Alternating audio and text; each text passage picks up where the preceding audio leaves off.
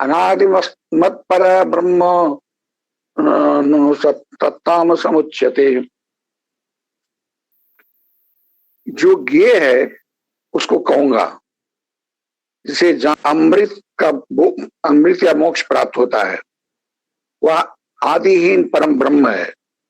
वह सत भी नहीं असत भी नहीं, ऐसा कहा जाता।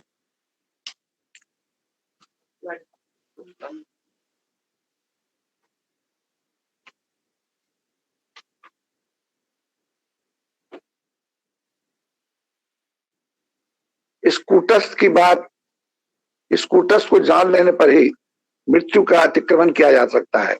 यह शरीर मर जाता है, परंतु कूटस्थ की को जान लेने पर जन्म मृत्यु का खेल समाप्त हो जाता है और अमरत्व की प्राप्ति होती है। जान पड़ता है कि वह ज्ञाता के ज्ञान का विषय है। इस प्रकार यह ज्ञेय पदार्थ साधारण वस्तु के समान हो गया। परम तैत्रीय श्रुति इस क्षेत्र में इस ज्ञेय के संबंध में कहता है, यतो वाचो निवर्तन्ते अप्राप्य मनसा।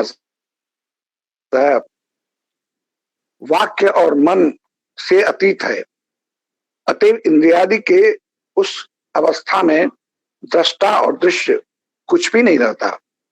बुद्धि के अतीत इसमें क्या है, वह सत असत कुछ भी नहीं है। ब्रह्मा इंद्रिय ब्रह्म तक पदार्थ नहीं है, इसीलिए यह नहीं है ऐसी बात नहीं है। इसकी झलक बुद्धि में प्रतिबिंबित होती है। बुद्धि भी नहीं रहती तो बोधा भी नहीं रहता, परंतु वह रहते हैं उस स्थिति अर्थात अस्तित्व मात्र सत्ता। सृष्टि विकास के पहले असत या शून्य, सत्य या व्यक्त प्रवृत्ति कुछ भी नहीं था जिसके द्वारा जाना जाता है। जिसके द्वारा जाना जाता है वह कारण समूह ब्रह्म छेद नहीं कर सकता। मन इंद्रियादि के साथ बुद्धि के निरुद्ध हुए बिना वह नहीं जाना जा सकता। अर्थात सिंधु के जल में जो असीम है वह जैसे सलिल राशि के भीतर से दिख नहीं पड़ता परंतु कल्पना में आता है, उसी प्रकार मनोबुद्धि इंद्रियादि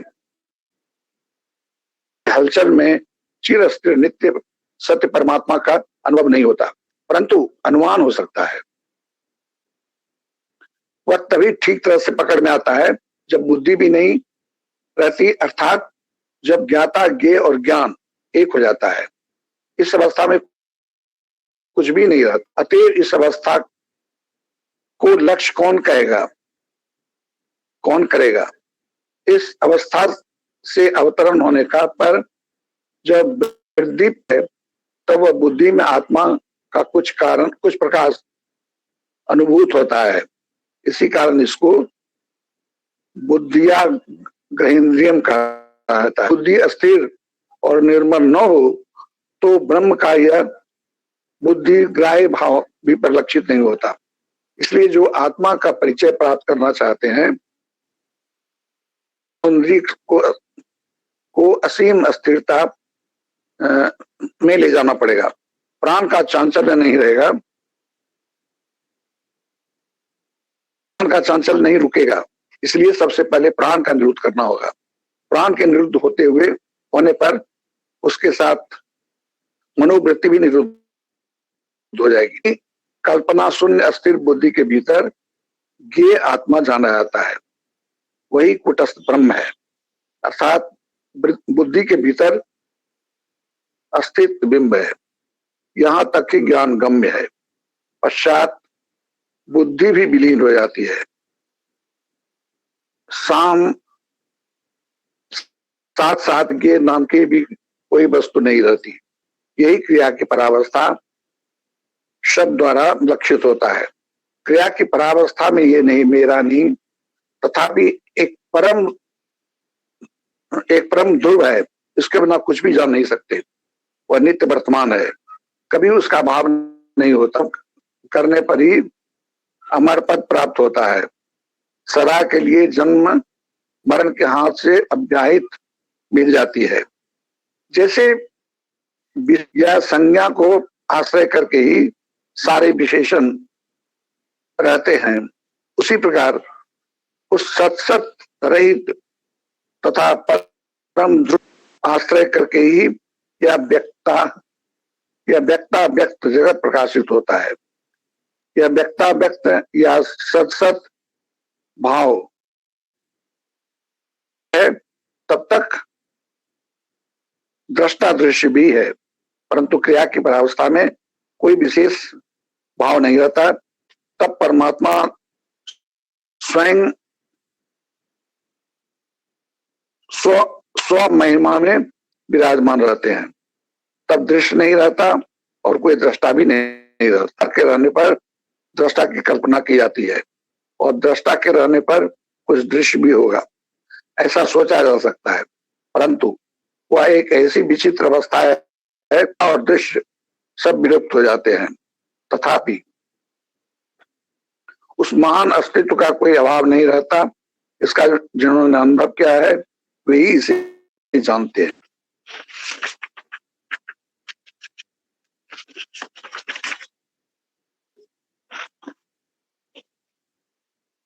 इंद्रिय ग्राह्य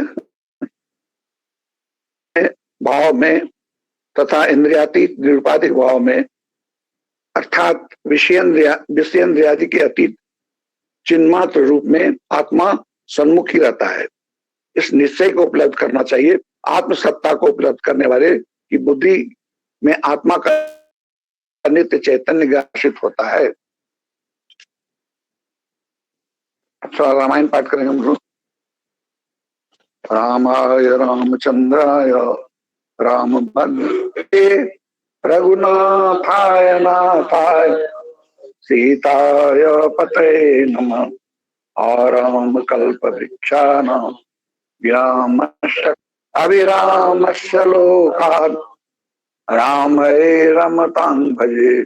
चक्रे रामायणं चक्रं येन राम कथामारित परार्तम् वाल्मीकिं मधुपं भजे।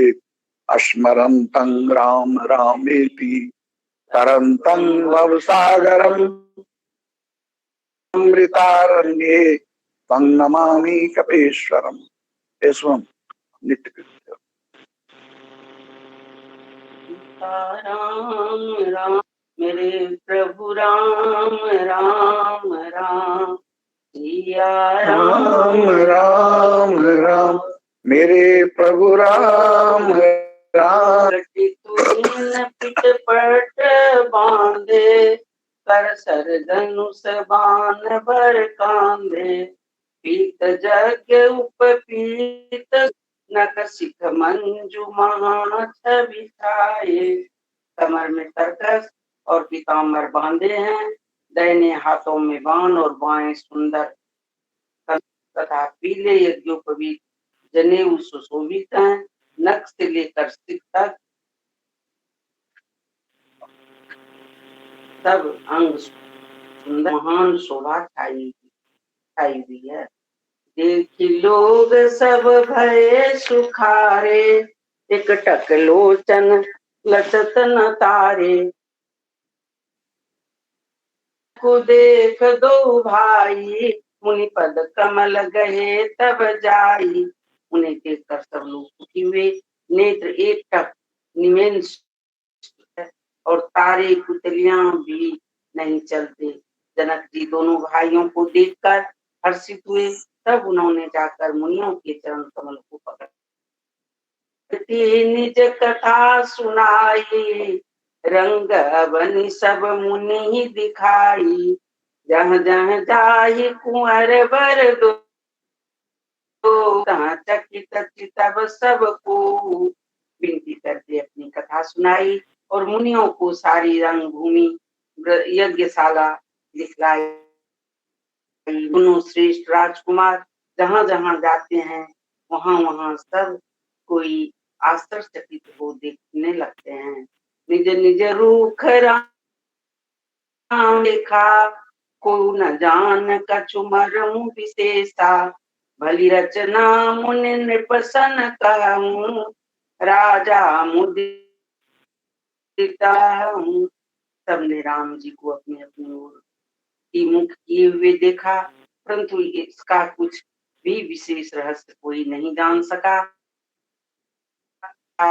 रंगभूमि की रचना बड़ी सुंदर है। विश्वामित्र जैसे निसंशय विरक्त और ज्ञानी मुनि ने रचना की प्रशंसा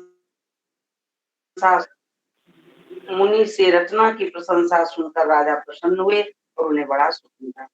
तब मंचन के मंचुए सुंदरा, मुनि समेत दो बंधु तहाँ, बैठा रे महिपाल सियावर राम राम मेरे प्रभु राम राम राम, या राम राम राम मेरे प्रभु राम राम।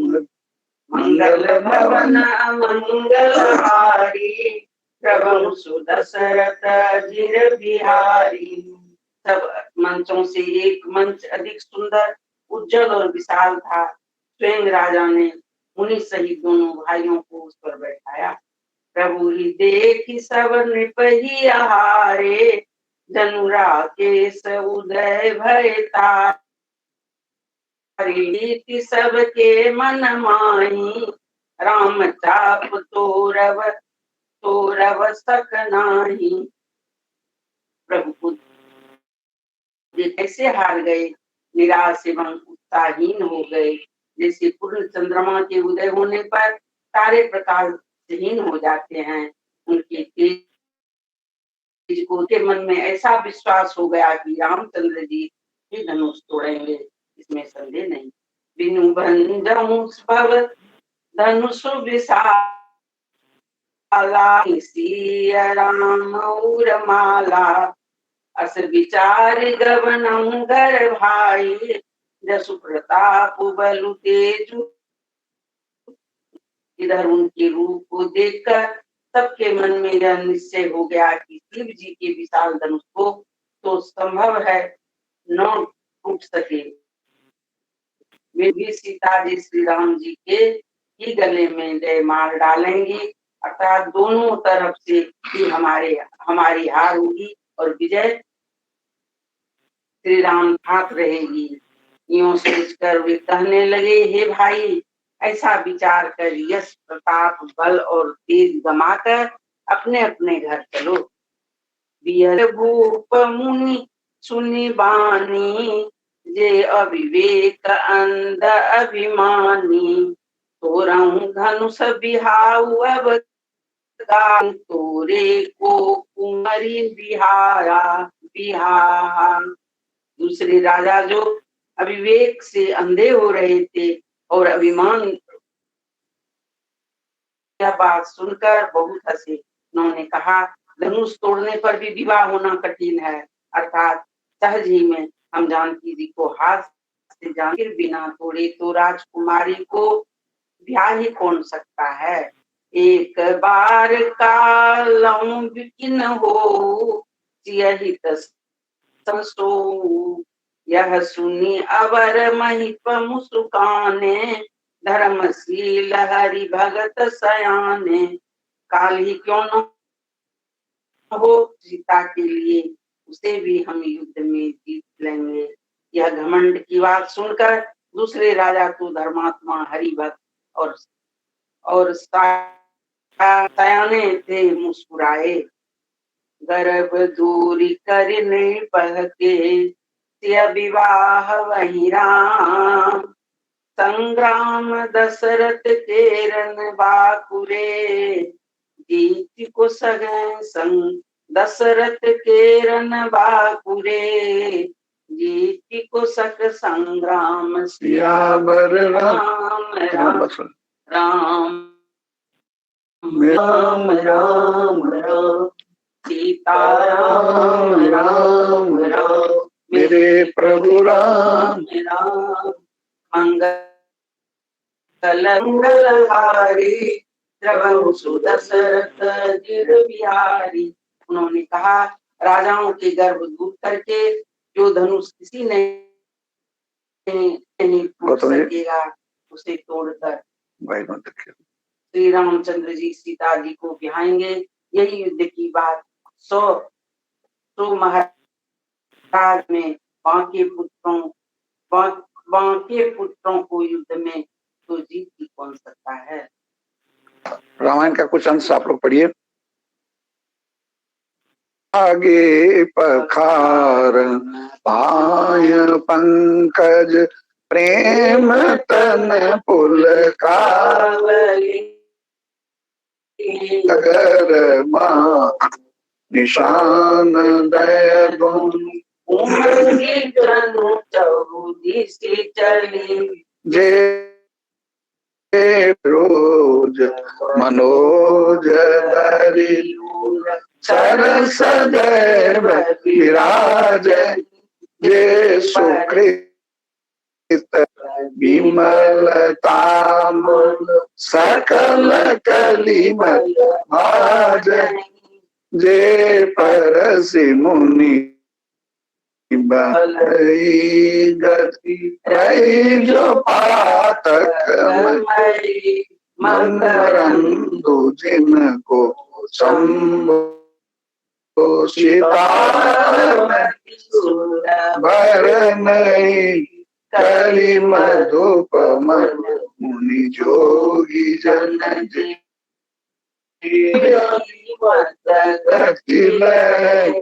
ते पद पखारत भाग्यवाजन जन सब करे।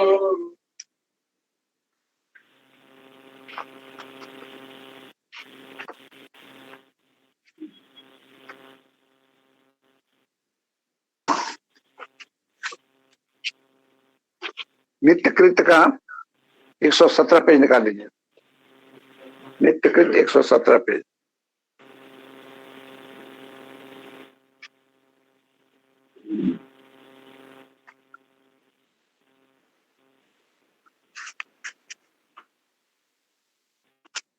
आप लोग सब मिलके गाइए।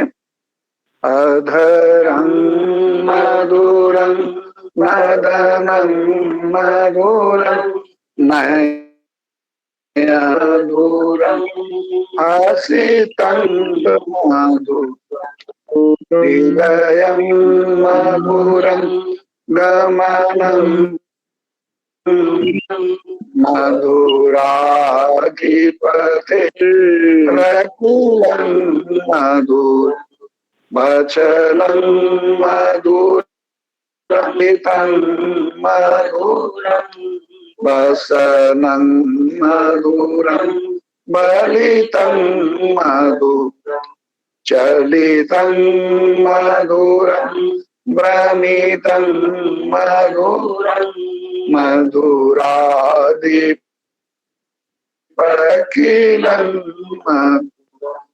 धेनुर्मधुरो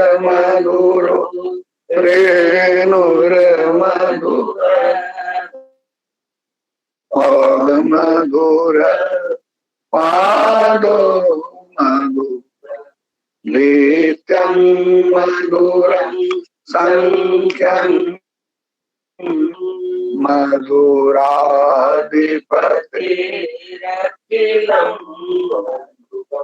गीतं मधुरं मधुरं रूपं मधुरं सुप्तं मधुरं रूपं तिलकं मधुरं मधुराधिपतिरखिलं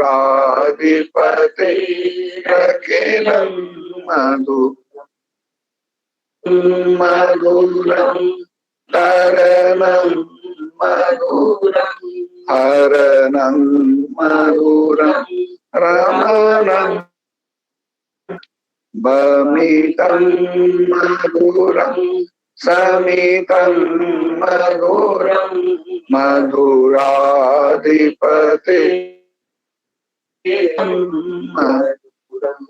गुंजा मधुरा माला मधुरा यमुना बीचे मधुरा सलिलं मधुरं कमलं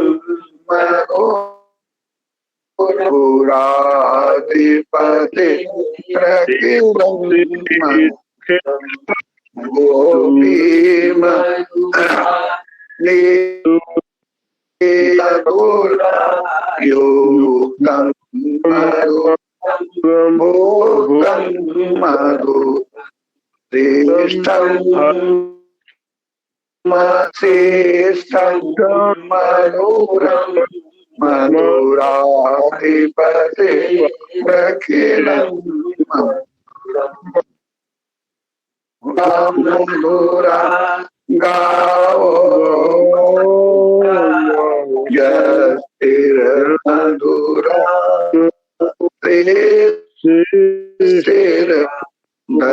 दलितं मधुरं फलितं मधुरं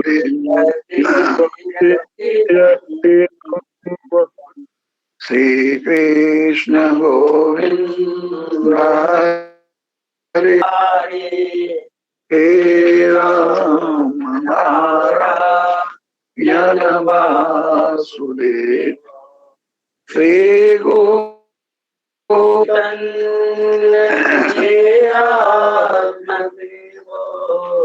हे माता दुर्गे अरवी श्री कृष्ण गोविंद हरे हरे हे राम वासुदेव श्री गुरु चैतन्य देव हे माता दुर्गे श्री कृष्ण गोविंद हरे मुरारी हे राम नारायण वासुदेव श्री गुरु चैतन्य हे आत्मदेव हे हरे स्वनाथ श्री कृष्ण गोविंद हरे हे राम नारायण वासुदेव श्री गुरु आत्मदेव हे माता दुर्गे हरवे स्वना श्लोको नलो राजा पुण्य श्लोको युधिष्ठिर पुण्य श्लोका च वैदेही पुण्य श्लोको जनार्दन आशपेयमादितिं स्वान्तारिं सर्वपापघ्नं प्रणतोऽस्मि वक्रतुण्डमहाकोटि समप्रभ निर्विघ्नं कुरु मे देव सर्वकार्येषु सर्वदा वासुदेवं प्रपन्नोऽस्मि प्रणमामि पुनः पुनर्नीतोऽस्मि त्रायिमां वदसु हे नीलकण्ठ विस्फुलित पंचवक्त्र लोकेश शेष बलय प्रणते सर्व हे दुर्जटे पशुपते गिरिजापते संसार दुःख गहनाय नमः सर्वबाधा विनिर्मुक्तो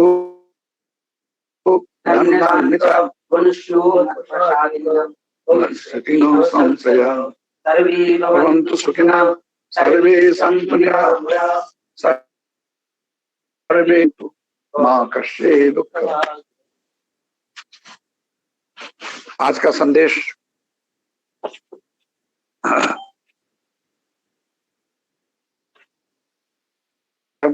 मैं भी 29 अक्टूबर को पटना सौ से लाया हूं। गांव में न कोई मास्क लगाता था, न दूरी बनाए रखता था और न पता था। फिर भी लोग स्वस्थ थे, रोग मुक्त थे। इसका कारण वहां का स्वच्छ वातावरण है।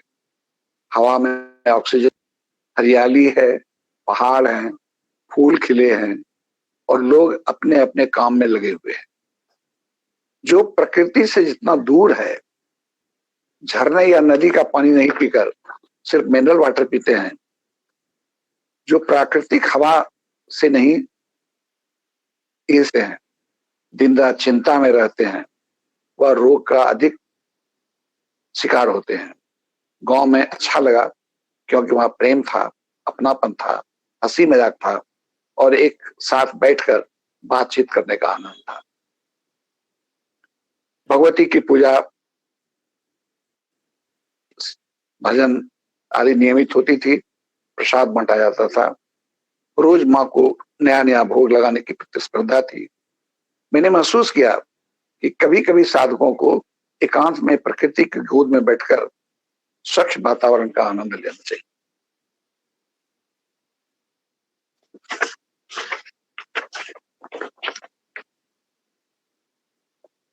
जिससे तन और मन दोनों शीतल हो। हमारे गांव में 3 भाइयों का बंटवारा हो गया है, लेकिन छोटा भाई बड़े भाई के घर नहीं जाता। मिलने पर ज्ञान की बात बहुत सुनाता है। आज लोग पूजा, ज्ञान की बात भी करते हैं, फिर भी दुखी क्यों है? क्योंकि ज्ञान मेरे मुख तक ही है। पूजा करने का चिन्ह मात्र आदि शरीर तक है। पूजा या धर्म का प्रभाव लोगों के चरित्र में नहीं उतर सका है। पूजा, साधन, स्वाध्याय आदि का प्रभाव ही पड़ना चाहिए। जब अपमान विचलित नहीं कर सके, दूसरों की खुशी में खुशी का अनुभव हो, गाली सुनकर भी मन शांत रहे, कि चर्चा नहीं करें, दूसरे के अच्छे कामों की तारीफ करें और बड़ों को सम्मान देने की इच्छा हो, तो समझना चाहिए कि साधन का ऊर्जा का प्रभाव हमारे ऊपर पड़ने लगा है। मैं एक बार फिर पढ़ रहा हूँ। हम इतना साधन करते हैं, इतना प्राणायाम करते हैं, इसकी चर्चा तो हम करते हैं, लेकिन उसका प्रभाव मेरे ऊपर क्या पड़ा? कैसे हम समझें कि मेरा जो साधन था वो ठीक हो रहा है? लोग मेरे पास आते हैं ये जानने के लिए कि हम प्राणायाम हमारा ठीक होता है कि नहीं, साधन ठीक होता है कि नहीं, जरा देख दीजिए। तरीका टेक्निक भले ही बता दे सकते हैं, लेकिन अगर प्रभाव नहीं हो रहा है चरित्र पर, तो ठीक नहीं हो रहा है।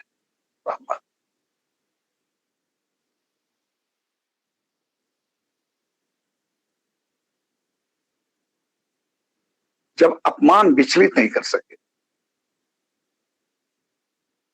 दूसरों गाली सुनकर भी हम शांत रहें, दान देकर कहीं उसकी चर्चा नहीं करें, दूसरे के अच्छे कामों की तारीफ करें और बड़ों को सम्मान देने की इच्छा हो, ये साधन की ऊर्जा का प्रभाव हमारे ऊपर पड़ने लगा है। वृद्धों की लोग अवहेलना करते हैं, लेकिन जब उनकी सेवा करने का मन लगना चाहिए कि साधन का प्रभाव पड़ने लगा है।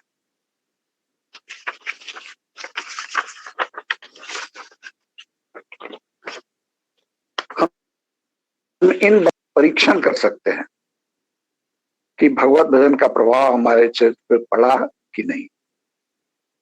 कैसे? जब झूठ बोलने में डर लगे, अब समझिए कि साधन का प्रभाव हमारे ऊपर पड़ गया। अगर हम बेटोक टोक झूठ बोलते हैं तो साधन का प्रभाव नहीं हुआ। जब झूठ बोलने में डर लगे, तरक्की देखकर खुशी हो, न मान पाने की इच्छा हो, न ही अपमान का डर, इन दोनों कर मुस्कुराहट का झेल लें, में अच्छा लगता हो, धन, मान, प्रेम, अपनापन, कुछ भी, भगवान पर भरोसा बढ़ने लगे और निर्भय होने लगे, तो समझिए साधन का प्रभाव होने लगा है। आइए हम इस धर्म के पथ पर चले भी और साधन पूजा सत्संग करें भी, और यह निरीक्षण भी करते रहें कि हमारे चरित्र में परिवर्तन शुरू हुआ या नहीं। इसमें बहुत समय लगता है, इसलिए धैर्य पूर्वक धर्म पथ पर चलते रहना चाहिए, क्योंकि इस पथ के अंतिम छोर पर परमात्मा बैठे हुए हैं।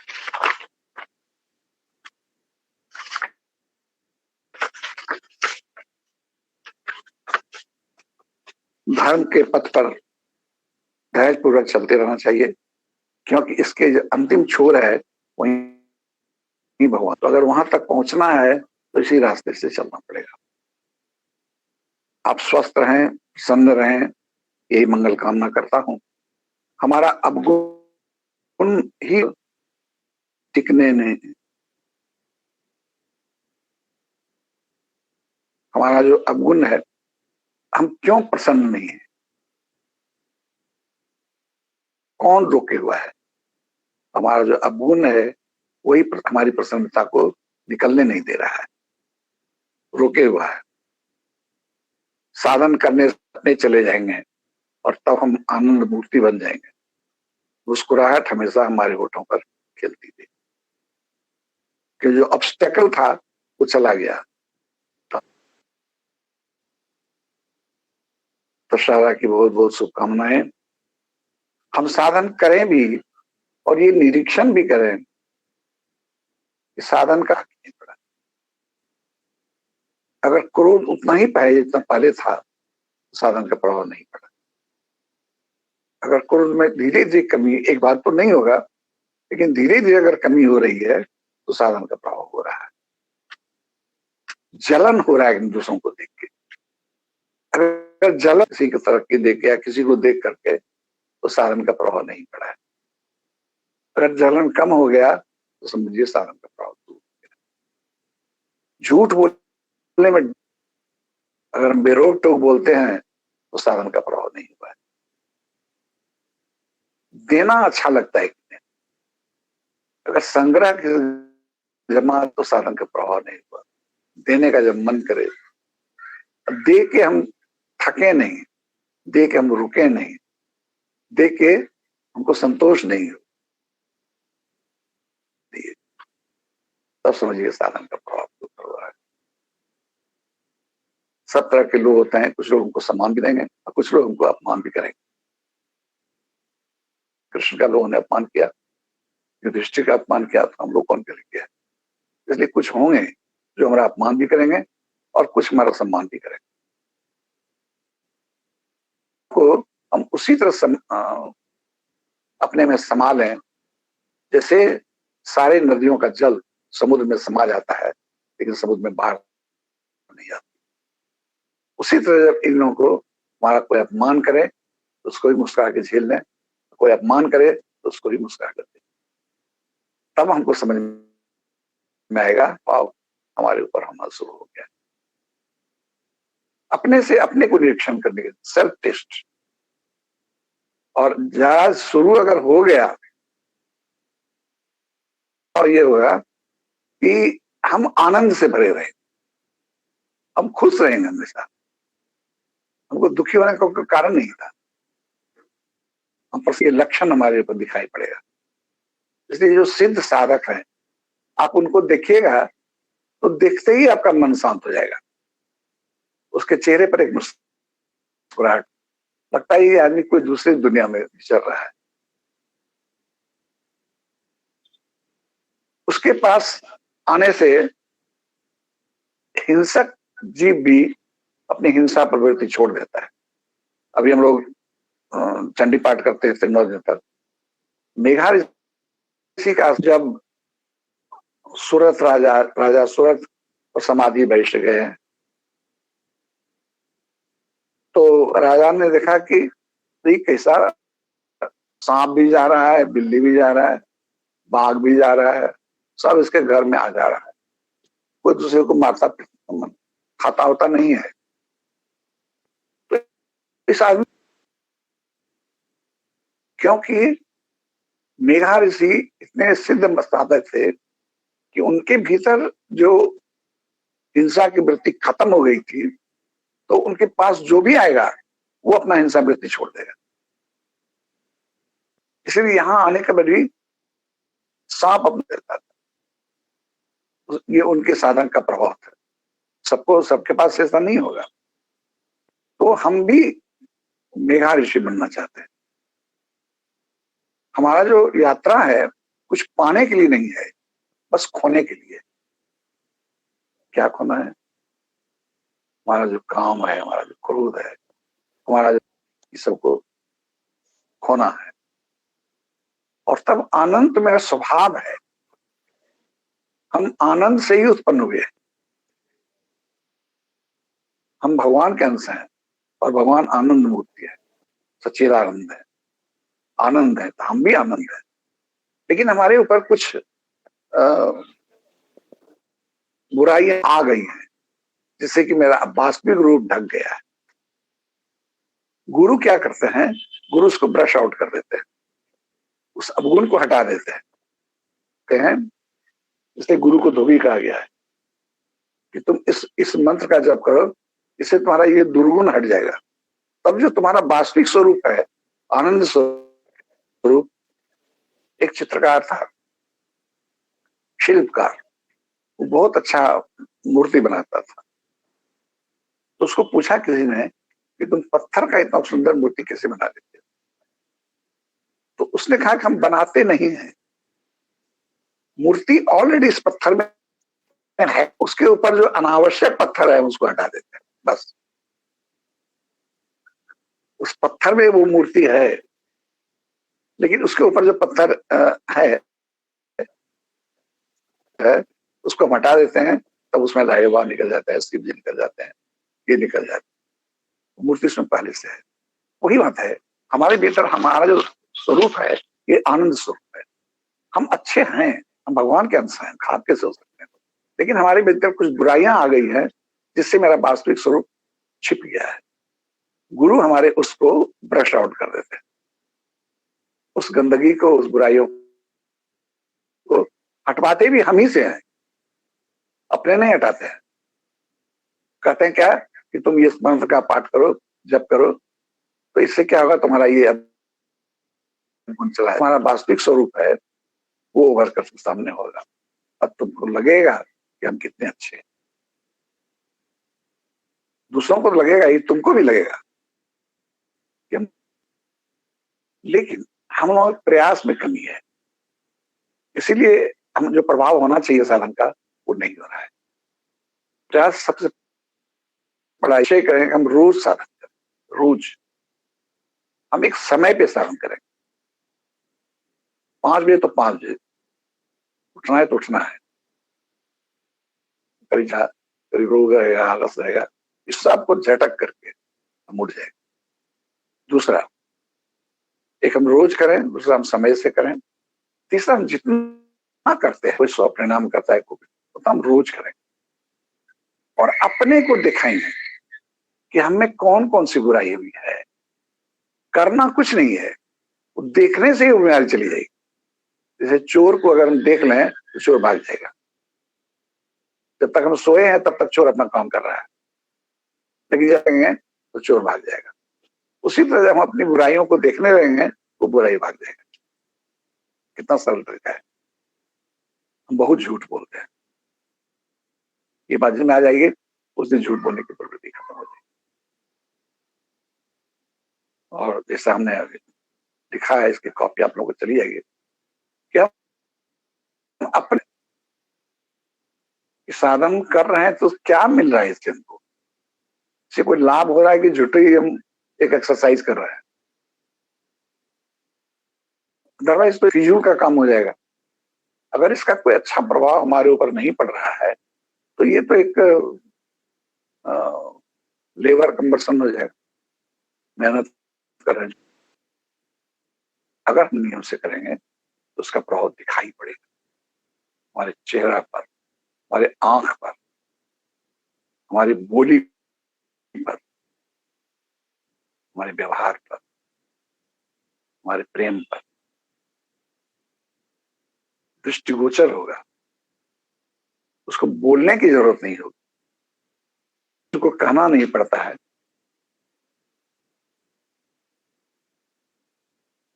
हीरा कबहू ना कहे लाख टका है दाम। उसका जो महत्व है वो अपने बोलता है, हमको नहीं बोलना पड़ेगा। हम साधन करते हैं, हमारा चेहरा बोलेगा, हमारी प्रसन्नता बोली। तो हम विनम्र निवेदन ये करते हैं, रोज साधन करें। इसमें मजा बहुत है। टीवी और मोबाइल के मजा के चलते अब इसको छोड़े हुए ना, वो कुछ नहीं है इसके सामने। इसमें जितना आनंद है, कोई करके तो देखे।